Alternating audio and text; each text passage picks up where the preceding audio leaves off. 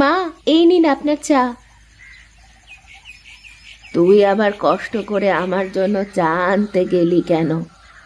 আমি ছাড়া তো এ বাড়িতে আর কেউ নেই যে আপনাকে চা করে দেবে, তাই আমি নিজেই চা করে নিয়ে আসলাম। বস বস, দেখি আমার সামনে একটু বস তো। শোন মা, এখন থেকে এ বাড়ি তোর, এই সংসারের সব দায়িত্ব এখন তোর।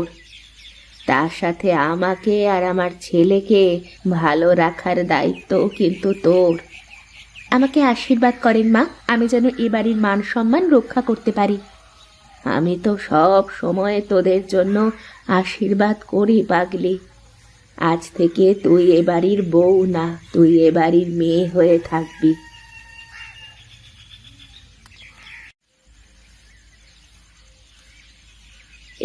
এই নে মা, এটা আমার শাশুড়ি আমাকে দিয়েছিলেন, আজ আমি তোকে দিলাম।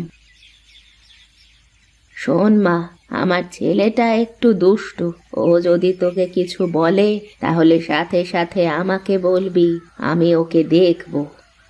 ঠিক আছে মা, এখন তাহলে আমি যাই, রান্নাঘরে একটু কাজ আছে। আপনি হাত মুখ ধুয়ে খাবার টেবিলে আসেন।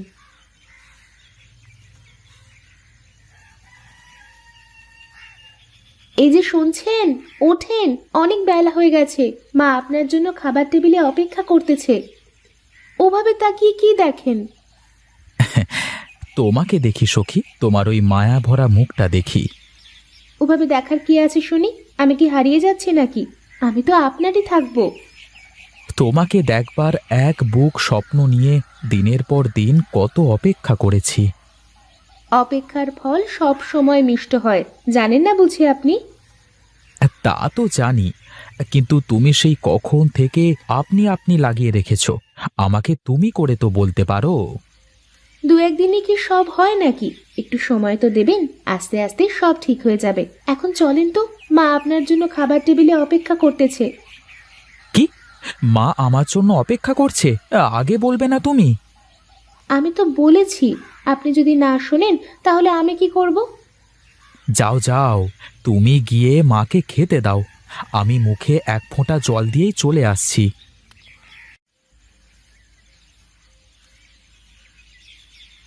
মা, তোমার শরীর ঠিক আছে? কি যে বলিস রে বাবা, এখন তো আমি পুরো সুস্থ। এতদিন তো বলতে আজ হাতে ব্যথা, কাল পায়ে ব্যথা, পরশু মাথা ব্যথা, আর এখন কোনো ব্যথাই নেই। কি ব্যাপার? হ্যাঁ, তুমি ওভাবে চুপি চুপি হাসছো কেন? দেখছেন তো মা, একটু যে হাসবো তাও ওনার থেকে অনুমতি নিয়ে হাসতে হবে। শোন বিনোদ, বৌমাকে কিচ্ছুটি বলতে পারবি না তুই।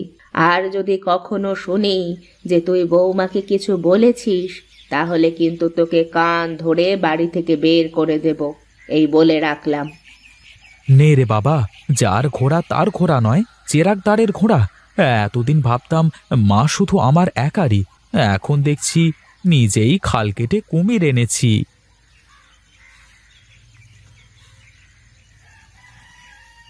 কোথায় চললে কাকা এই অসুস্থ শরীর নিয়ে? তোমার কাছেই যাচ্ছিলাম বাবা। ভালোই হলো, পথের মধ্যে দেখা হয়ে গেল। ওরে বাবা, এই অসুস্থ শরীর নিয়ে আমার কাছে যাওয়ার কি দরকার ছিল? তুমি বললেই তো আমি তোমার সাথে গিয়ে দেখা করে আসতাম। হ্যাঁ, কে শোনে কার কথা রে বাবা? আজ দুদিন ধরে ঘরে কোনো ওষুধ খাবার কিছুই নেই। হ্যাঁ, তাই তো আজকে আর না পেরে তোমার কাছেই যাচ্ছিলাম। তুমি কোনো চিন্তা করো না কাকা, তুমি বাড়িতে যাও। আমি ওবেলায় বাড়ি ফেরবার পথে তোমার ওষুধ আর খাবার দিয়ে আসবো। বেঁচে থাকো বাবা, বেঁচে থাকো। আশীর্বাদ করি তোমার ভারের ঘোড়া যেন সব সময় পূর্ণ থাকে। এখন তাহলে আমি চলি বাবা।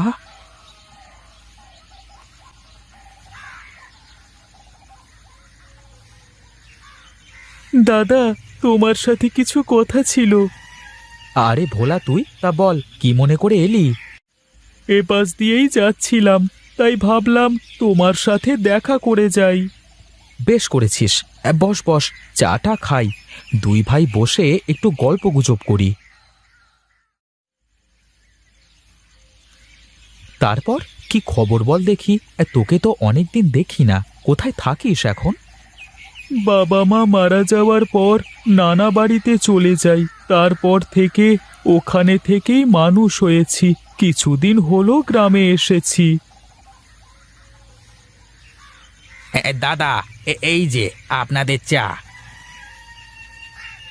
চায়েতে চিনি ঠিকঠাক আছে তো প্রতাপদা? এই এই সব তো ঠিকঠাকই দিতে বললাম দোকানদারকে। খেয়ে দেখেন কি পরিবেশ। আমি যাই, দেখি ওদিকটাতে সব ঠিকঠাক কাজ করছে নাকি। হ্যাঁ, প্রতাপদাকে তো চিনিস, খুব ভালো মানুষ। আমার আড়তের সব কাজ সেই দেখাশোনা করে। তারপর বল। ভাবছি এখন থেকে গ্রামেই থাকবো, কিন্তু কি যে করব কিছুই ভেবে পাচ্ছি না। তাই তো তোমার কাছে আসলাম। বেশ, তো তুই আমার আড়তে চলে আয়, কাল থেকে এই কাজ শুরু কর। সত্যি বলছো দাদা? আমার কেমন বিশ্বাসই হতে চাচ্ছে না। তা থাকবি কোথায় এখন তুই? বাড়িতে কি ঘরবাড়ি সব ঠিকঠাক আছে নাকি? ঘর বাড়ি বলতে তো বাপের রেখে যাওয়া ওই কুঁড়ে ঘরটা। ঠিক আছে, তুই কাল থেকে কাজ শুরু কর, তারপর দেখা যাবে।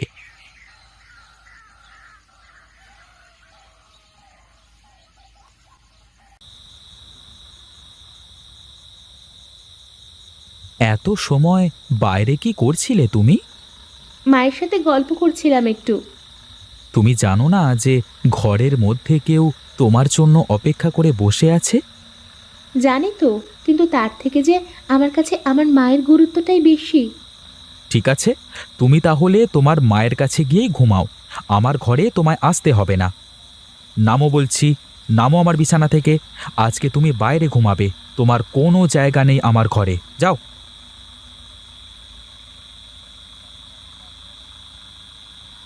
এ কি বৌমা, কান্না করো কেন? তুই কি কিছু বলেছিস নাকি? মা, আপনার ছেলে আমাকে ঘর থেকে বের হয়ে যেতে বলেছে। বলেছে আজ নাকি আমাকে এ ঘরে ঘুমাতে দেবে না। কি এত বড় কথা? যা যা, তুই বের হ বলছি ঘর থেকে। আজ তোর ঘরে কোনো জায়গা নেই। বৌমা, ওকে ঘর থেকে বের করে দাও। না মা, বাইরে অনেক ঠান্ডা, উনি আমার সাথে এ ঘরেই ঘুমাক। দেখেছিস তো, ও তোর জন্য কত চিন্তা করে, আর তুই ওকে ঘর থেকে বের করে দিতে চাস? তুমি আমার কোনো কথা না শুনেই আমাকে একগাদা কথা শুনিয়ে দিলে মা। তোর কোনো কথা শুনবো না আমি। এখন গেলাম আমি।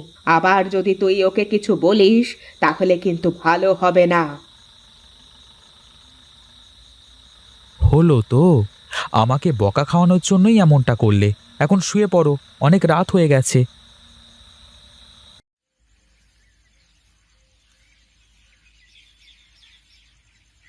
কি রে, তুই এখানে কি মনে করে?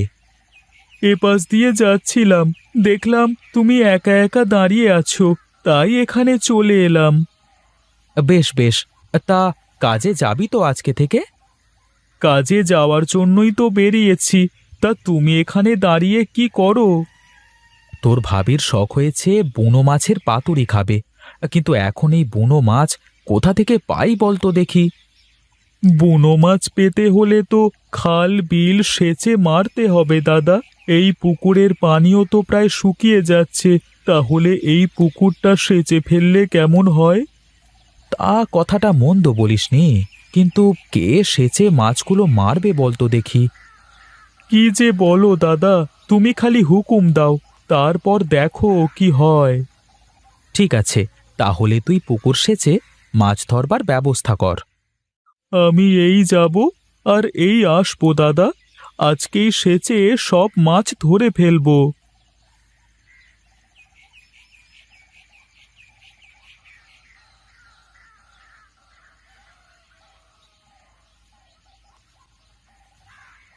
বাহ, ফুলগুলো তো বেশ সুন্দর ফুটেছে।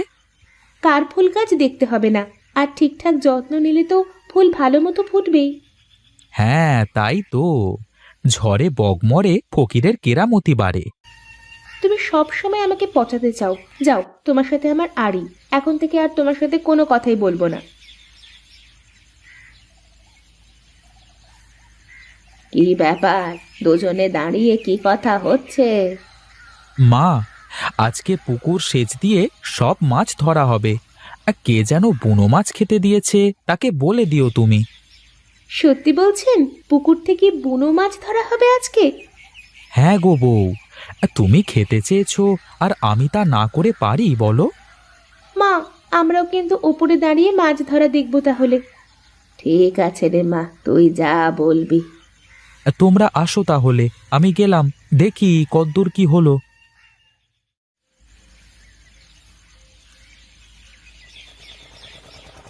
কিরে ভোলা, আর কতক্ষণ সেচা লাগবে পানি? দাদা, দেখে তো পানি কমই মনে হচ্ছিল, কিন্তু এখন তো সেচে পানি ফোরানো যাচ্ছে না গো। আরে ফুরাবে ফুরাবে, আর তো বেশি পানি নেই।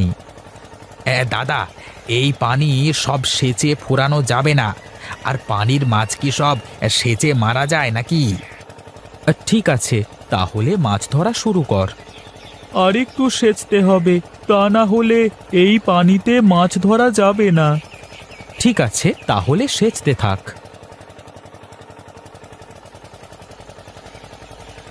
দেখেছেন মা, সবাই কেমন মজা করে মাছ ধরতেছে। ছোটবেলায় আমিও এমন করে কত মাছ ধরেছি। ছোটবেলার কথা কি আর ভোলা যায় রে মা? আমার তো মনে হচ্ছে আমিও সবার সাথে নেমে গিয়ে মাছ ধরতে শুরু করি। না না মা, ওই সব কাদা গায়ে লাগানোর কোনো দরকার নেই। শেষে যদি গায়ে ফোঁট টোট বের হয়, তখন আবার আরেক বিপদ হয়ে যাবে। এই যে গিন্নি, তোমার বুনো মাছ। এবার যে মাছ ইচ্ছে হয় সেই মাছ রান্না করে খাও। এত মাছ ও একা খাবে নাকি? আমি কি বলেছি ও একা খাবে? আর একা খেতেই দেবো নাকি? আমাদেরও খেতে ইচ্ছে হয় না বুঝি? আমার জন্য পুকুরে সেচ দিয়ে মাছ ধরা হলো, শুধু আমিই খাবো, অন্য কারোকে খেতে দেব না। ঠিক আছে, যা ইচ্ছে করো। আমি যাই, একটু হরিহর কাকার বাড়ি থেকে ঘুরে আসি, তাকে কয়েকটা মাছ দিয়ে আসি। ঠিক আছে, যা, কিন্তু তাড়াতাড়ি চলে আসিস। আমি আর বৌমা মিলে রান্না করে ফেলি।